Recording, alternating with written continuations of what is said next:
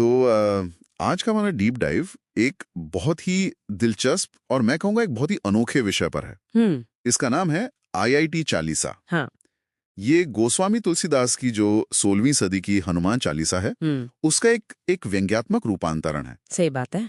और ये बनाया है भारत के इंजीनियरिंग छात्रों ने। और ये सिर्फ एक मजाक नहीं लगता, ये अकादमिक दबाव से निपटने का एक तरीका सा बन गया है। हाँ बिल्कुल, ये सिर्फ मजाक से कहीं ज्यादा है। आप देखें तो ये एक तरह का सांस्कृतिक दस्तावेज है। सांस्कृतिक दस्तावेज कैसे? ये दिखाता है कि छात्र अपनी पढ़ाई की मुश्किलों को, अपने स्ट्रगल को एक पौराणिक यात्रा के रूप में कैसे देखते हैं। अच्छा। जहाँ देखिए, पारंपरिक चालीसा में भक्त शक्ति और बुद्धि मांगता है, वहीं ये चालीसा ग्रेड, नौकरी और वीजा के लिए एक प्रार्थना बन जाती है। चलिए इसे थोड़ा परत दर परत समझते हैं। जो बात मुझे सबसे पहले स्ट्राइक करती है, हाँ। वो है कि बदलाव की शुरुआत पहले दोहे से ही हो जाती है। बिल्कुल। मूल चालीसा में है श्री गुरुचरण सरोज रज निज मन मुकुर सुधारी, मतलब गुरु के चरणों की धूल से अपने मन का दर्पण साफ करना। सही बात है।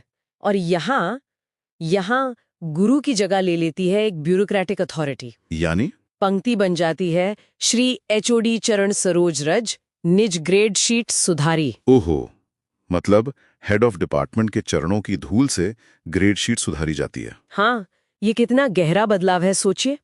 आत्म सुधार की जगह मार्कशीट का सुधार। और आध्यात्मिक गुरु की जगह एक प्रशासनिक अधिकारी। बिल्कुल। और सिर्फ यही नहीं, जीवन के जो 4 फल माने गए हैं, धर्म, अर्थ, काम, मोक्ष, उनको भी बदल दिया गया है। हाँ, उनको भी मॉडर्नाइज कर दिया है। वो अब बन गए हैं डिग्री, जॉब, पैकेज और ऑन साइट। ये दिखाता है कि एक छात्र के लिए सफलता के मायने ही पूरी तरह से बदल गए हैं। सही कहा। आध्यात्मिक लक्ष्य अब कॉर्पोरेट महत्वाकांक्षा में बदल गए हैं। तो अगर गुरु का स्थान एक एचओडी ने ले लिया, तो भक्त मतलब जो छात्र है, उसकी अपनी पहचान कैसे बदलती है? ये बहुत अच्छा सवाल है। जहां मूल भक्त खुद को बुद्धिहीन कहता है, वहां यहाँ छात्र खुद को सीजीपीए हीन कहता है। सीजीपी है। और वो मदद के लिए पवन कुमार यानी हनुमान जी को नहीं, बल्कि टॉपर कुमार को पुकारता है। हाँ, यानी ज्ञान की जगह अब नोट्स और असाइनमेंट ने ले लिए, ताकि बैकलॉग के संकट से बचा जा सके। और ये पूरी शिक्षा प्रणाली पर एक तीखी टिप्पणी है।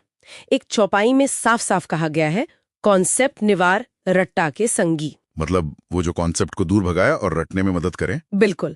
सिस्टम में समझने से ज्यादा रट्टा मारने को महत्व दिया जाता है। और जो पुरानी कथाओं की वीरता है, उसका क्या?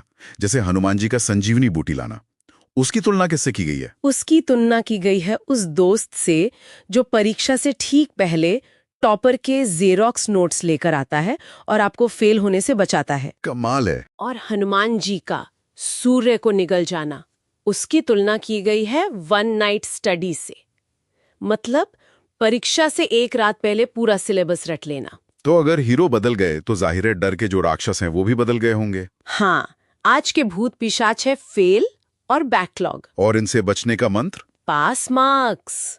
संकट से बचाने वाले हनुमान नहीं, बल्कि एक्सटर्नल एग्जामिनर हैं, जिन्हें आप आत्मविश्वास दिखाकर प्रभावित कर सकते हैं, भले ही जवाब गलत हो। और इन सब के बाद जो अंतिम लक्ष्य है, मोक्ष, यहाँ मोक्ष का क्या मतलब है? यहाँ अष्ट सिद्धि और नव निधि का मतलब है गूगल, माइक्रोसॉफ्ट और एप्पल जैसी बड़ी कंपनियों से नौकरी का ऑफर मिलना। और मोक्ष का सबसे बड़ा साधन राम रसायन, उसकी जगह ले ली है H1B वीजा ने।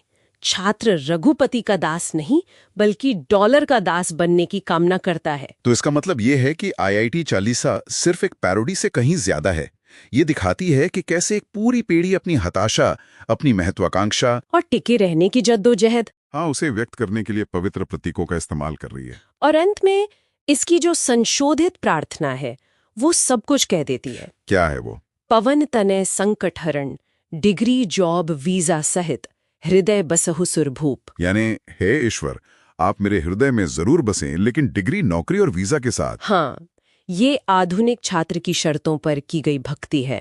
और ये हमें एक बहुत ही दिलचस्प सवाल के साथ छोड़ जाता है। जब आधुनिक जीवन का दबाव हमारी पुरानी आस्थाओं पर भारी पड़ने लगता है, तो क्या हम परंपराओं को छोड़ देते हैं, या हम उन्हें अपने नए देवताओं यानी ग्रेड शीट, जॉब मार्केट और वीजा ऑफिसर के साथ तालमेल बिठाने के लिए